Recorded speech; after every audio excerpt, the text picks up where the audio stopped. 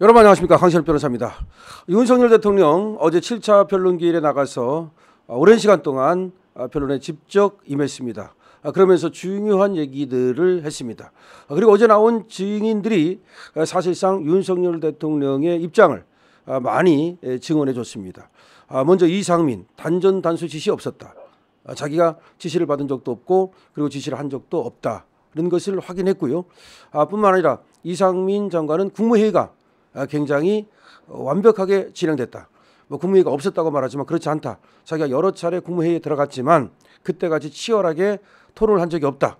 다른 때는 국무회의 들어가봤자 자기가 주무장관만 얘기하고 나머지는 뭐 그냥 받아 쓰다 나오자고 그렇지 않습니까? 형식적으로 이루어지는 경우도 많죠. 근데 국무회의가 자기가 여러 번 들어갔지만 그때처럼 치열하게 논쟁과 토론을 한 적이 없다. 실질적 국무회의였다라고 말을 했고요. 그리고 계엄의 위법성이 없었다. 당시에 그 계엄을 발령하는 것에 대해서 위법하다고 생각하는 국무의원이 한 사람도 없었다라는 등의 아주 중요한 얘기를 했고요. 뿐만 아니라 신원식도 나와가지고 말이죠. 윤석열 대통령께서 이런 비상대권을 쓸 수밖에 없었던 상황을 충분하게 얘기를 했고요. 그러니까 신원식에 의한 것도 그것입니다. 지금 그 당시 국회가 어떻게 국정을 마비시켰는지 그런 상황 속에서 윤석열 대통령의 고민이 무엇이었는지 이런 것들이 잘 드러났고요. 그다음에 뭐 그때 계엄을 해제를 늦게 하느니 뭐 그런 얘기가 있었지만 계엄 해제를 오히려 늦게 한 거는 국회법을 갖다 검토하느냐고 좀 시간이 걸렸을 뿐이다. 그만큼 국회법을 검토하느라 시간이 걸렸다는 얘기는 윤석열 대통령이 하나하나 법전을 찾아가면서 계엄을 선포하고 계엄을 해제했다는, 즉 법에 따라서 했다는 것을 확실하게 또 이렇게 뒷받침해 주었고요. 그다음에 국정원의 제3차장이 나와가지고 이 선거 부정과 관련된 그런 어떤 의혹에 대해서 너무나 아주 적나라하게 설명을 해주었죠. 그러니까 국정원에서 선관위 그 서버를 갖다 점검했을 때 그 엄청난 문제점, 지금까지 의혹이 전부 다 사실이라는 것을 확인해 줬고요.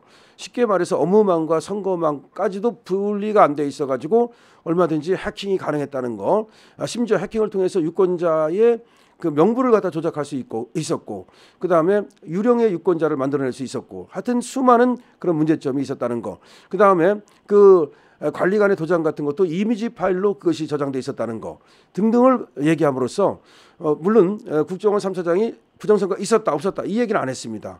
그건 의도적으로 안 한 것으로 보이지만 어쨌든 부정선거 얼마든지 가능했다. 그래서 선관위가 너무나 무방비하다는 것을 확실하게 증언했고요. 그다음에 여러분들이 잘 아는 것처럼 김용빈도 나왔는데 김용빈이 또 중요한 얘기를 했죠. 물론 지금 부정선거는 없었다고 강변하면서도 만약에 헌재나 또는 법원에서 검증의 형식으로 선관위를 까라고 한다면, 서버를 까라고 한다면 까겠다라고 얘기를 했습니다. 그럼 더 이상 이제 이걸 막을 필요가 없는 거예요. 더군다나 대법원이야 중앙선관위하고 연관이 있으니까 같이 연결된 조직이니까 그렇다고 치지만 헌재는 그것도 아니잖아요. 완전히 독립된 조직이잖아요. 그렇다면 헌재에서 중앙선관위 서버를 까도록 그렇게 검증을 채택하면, 더군다나 윤석열 대통령 쪽에서는 까자고 검증 신청을 하고 있지 않습니까? 근데 그걸 기각할 필요가 없죠. 그걸 기각하고 나서 말이죠. 나중에 어떻게 그 후폭풍을 감당하려고 그럽니까? 헌재도 정말 정신 차려야 됩니다. 헌재 지금 뭐 거기 있을 때 힘이지 그것이 과연 그렇게 국민들이 지금 불신하고 그러는 상황에서 정신 차려야 됩니다. 그런 얘기입니다.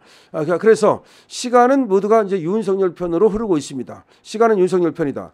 또 지금 그 검찰이라든지 경찰이라든지 또 군검찰이라든지 내지는 공수처 그다음에 국회 여기서 했던 그 발언들, 이 발언들이 정말 중구난방으로 전부 다 넘어와 가지고서 지금 헌재에서 증거로 쓰이고 있는데 그거 증거로 쓰면 안 되지 않느냐라고 어제 윤석열 대통령께서 직격을 했거든요. 그랬더니 평의 때 뭐 얘기해 보겠다라는 식으로 물러났는데, 물론 그들이 이걸 뭐 안 쓸 것 같지는 않지만 사실 이건 오염된 증거거든요. 근데 원래는 말이죠, 이 형사소송법에 의하면 말이죠, 증거는 나중에 내게 돼 있어요. 그러니까 먼저 공소 사실을 인부하고요. 그다음에 증거 인부를 해요. 그래서 증거 인부를 한다는 것은 그 증거 동의한다면 그 증거를 법원에 내는 거고요. 증거를 부동의하면 증거를 못 내게 돼 있어요. 아예. 근데 지금 증거가 전부 다 지금 법원에 와 있잖아요. 그러면 이게 이 사람들이 이걸 봤다는 자체가 이게 오염된 거예요. 보면 안 되는 증거를 본 거예요. 그러면 전부 다 이거 기피 사유예요. 그러니까 무슨 얘기냐면은 원래 검찰이든 뭐 경찰이든 간에 조서를 만들었을 거 아니에요. 근데 그걸 갖다가 아무리 만들어 봤자 우리가 증거 동의한다 부동의한다라는 절차가 있어요. 형사소송법에 보면은. 근데 증거 부동의하면 이 증거를 아예 내질 못해요. 증거로 쓰질 못해. 그러면 그 사람들 다 불러가지고 처음부터 다시 하나하나 밝혀야 되는 거예요. 다 나가리 되는 거예요. 쉽게 말하면. 근데 그걸 전부 다 받아봐가지고 이 사람들의 머릿속에는 뭐가 들어있어? 편견이 들어있잖아요. 그러면 이게 오염됐잖아요. 머릿속이. 그 오염된 사람은 오염된 그런 어떤 결과를 내놓을 거 아니에요. 이게 독수 독과의 원리와 똑같잖아요. 그러니까 지금 헌법재판관 8명이 봐서는 안 될 그럼 지금 증거를 본 거예요. 그러면 봐서는 안 될 증거를 본 사람이 그럼 재판을 하면 안 되잖아요. 그럼 다 기피해야 되잖아요. 회피해야 되잖아요. 그럼 기피 안 하고 회피 안 하고 만약에 계속해서 재판을 했다? 그러면 그 재판은 완전히 그 오염된 그 결과물이기 때문에 이거는 무효예요. 이건 아무것도 아니야. 그러면은 헌재 재판관들이 나중에 이 후폭풍을 어떻게 감당하려고 그래요. 그러니까 이거 지금 안 쓴다는 얘기를 우리는 그거 봤다 하더라도 그거를 증거로 쓰지 않는다라고 지금이라도 선언을 해야지. 선언 안 하고 그걸 가지고서 말이죠. 증거로 써가지고 재판하면은 이거는 법을 어긴 거예요. 그리고 헌법재판소법에 분명히 탄핵 심판의 경우에는 형사소송법을 준용한다고 돼 있어요. 그러면 탄핵 심판은 더군다나 단심이기 때문에 형사소송법을 더 강하게 준용해야지 어떻게 형사소송법을 준용 안 하고 완화시켜서 준용을 한다고 그럽니까?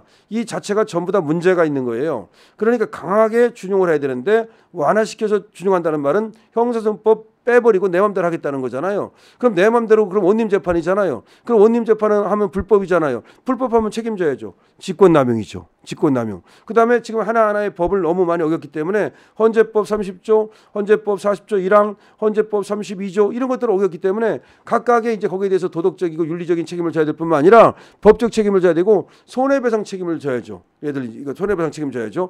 얘들에게 말이죠. 전부 다 나중에 손해배상 청구할 수 있어요. 우리 국민들이 말이죠. 지금 민사상 손해배상 청구도 가능합니다. 옹털이 재판했다.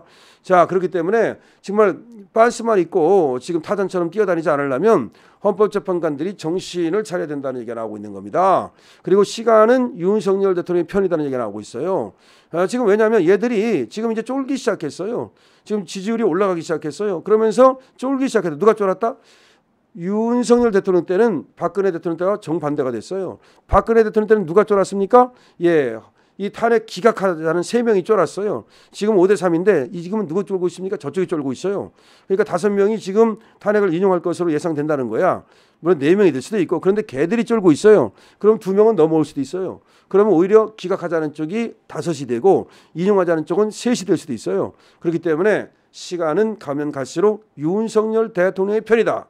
그 윤석열 대통령이 보니까 말이죠. 굉장히 뭐냐면 이 관상 그 뿜어내는 기가 세요. 그래서 지금 그 정청래가 그 저승사자 관상이라는 거 아닙니까? 그래서 딱 옷만 저승사자 옷 입고 돋보 입히면 딱 분장할 것도 없이 저승사자라는 건데 저승사자도 이 윤석열 대통령 같은 이런 어떤 기가 큰 그런 어떤 악어 관상 그러니까 그냥 물어버리는 이런 관상한테는 안 통해요. 그러니까 겁을 안 먹으니까 저승사자도 딱 보고 나서 겁을 먹어야지. 저승사자 오네 그러면 겁을 먹어야 되는데 저 새끼가 저승사자도 모르고 겁도 안 먹는데 물어버리는데 무슨 뭐 통합니까? 안 통하지. 그래서 시간은 가면 갈수록 윤석열 대통령의 편이다라고 하는 얘기를 여러분께 드리겠습니다. 자, 윤석열 대통령 계속해서 응원해 주시면 분명히 부활합니다. 여러분 이 영상 굉장히 중요하겠죠? 공유, 댓글, 좋아요 그리고 구독 강신업 TV입니다.